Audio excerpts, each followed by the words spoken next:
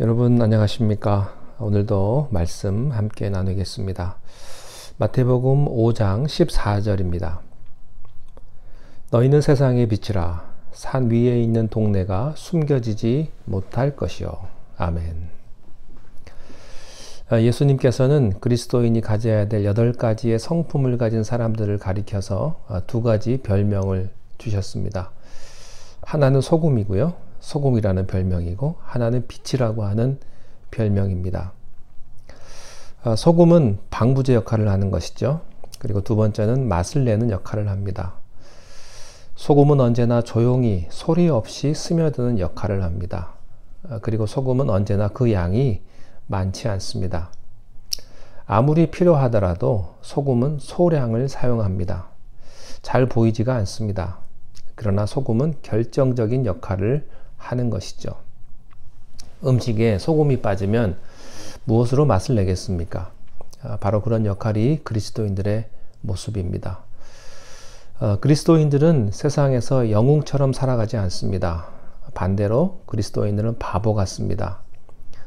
눈에 별로 띄지도 않습니다. 그리고 소리치지도 않아요. 그러나 맛을 내는 그런 역할을 하는 사람들입니다.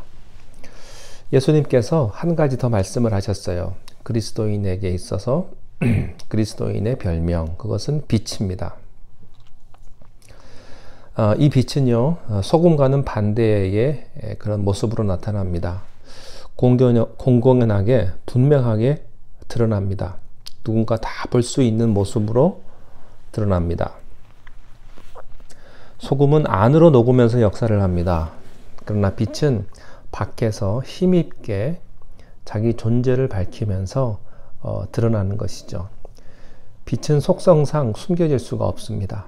빛은 높은 데 두어서 온 집안이 밝게 될 수 있도록 그렇게 모두 다 가운데에 중요한 곳에 빛을 놉니다. 예수님께서 너희는 세상의 빛이다 이렇게 말씀하셨는데요. 여기에는 몇 가지 의미가 있습니다. 너희는 세상의 빛이다 라고 말할 때 이 세상의 본질이 무엇인가를 우리들에게 가르쳐주는 말씀입니다. 다시 말하면 이 세상의 본질은 캄캄하고 절망적이고 죽음의 역사가 있는 곳이 바로 이 세상이다 하는 것입니다. 그러므로 이 세상은 빛이 필요하다는 것입니다. 이 세상은 더 이상 천국이 아닙니다. 유토피아가 아니에요. 이 세상은 전쟁터입니다. 적자 생존이 있고 약육강식이 있는 먹고 먹히는 그런 밀림과 같은 곳이 바로 이 세상 아니겠습니까? 우리 그리스도인들이 바로 알아야 할 것은 이 세상에 대한 이해입니다. 인간에 대한 이해와 마찬가지로 세상에 대한 정확한 이해가 우리들에게 있어야 합니다. 사람은요, 별로 그렇게 훌륭한 존재가 못 됩니다. 여러분 자신을 한번 가만히 돌이켜 보십시오. 여러분은 어떻습니까? 여러분은 얼마나 훌륭하십니까?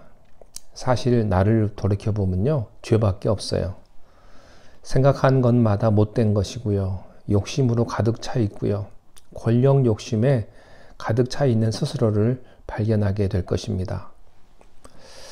두 번째 메시지는요, 그리스도인들은 어디서 사는 사람들이냐는 것이죠. 크리스찬의 위치는 어디인가? 이 어둡고 힘든 세상, 그 한복판에서 살아가는 게 우리들의 위치라고 하는 것입니다. 여러분들이 살고 계시는 이 미국 땅이 파라다이스입니까? 그렇지 않아요. 미국도 마찬가지로 전쟁터와 같은 곳 아니겠습니까?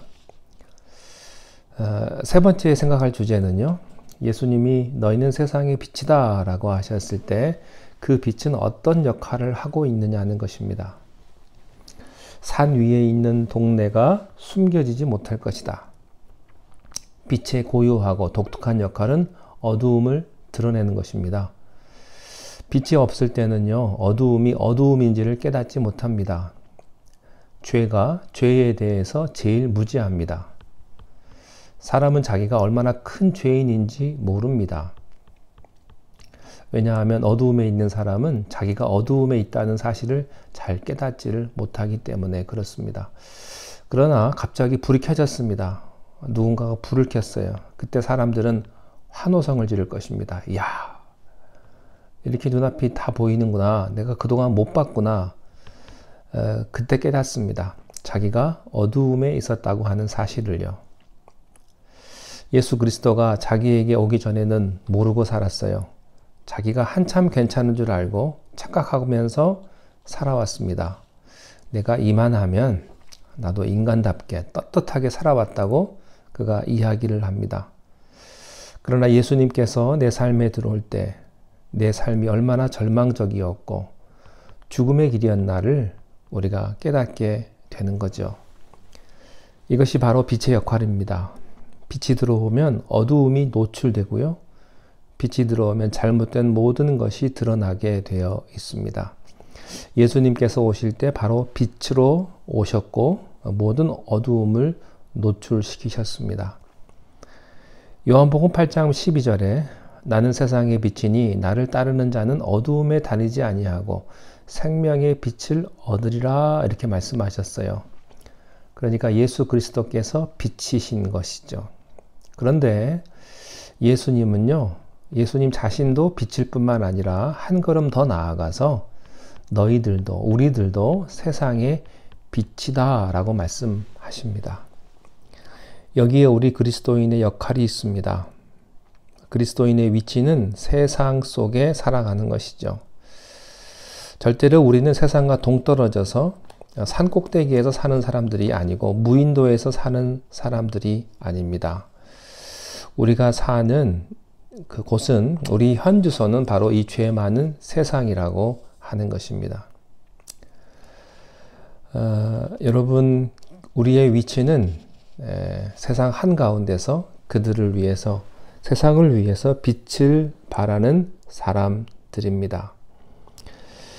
우리가 세상을 향해서 소금처럼 맛을 낼 수 있는 그런 그리스도인으로 살아갈 수 있기를 바랍니다. 그리고 어두운 곳에 빛을 밝히며 사람이 갈 길을 모르고 헤맬 때에 우리가 길을 안내하고 제 갈 길로 갈 수 있는 그런 안내자와 같은 역할을 여러분들이 할 수 있게 되시기를 바랍니다.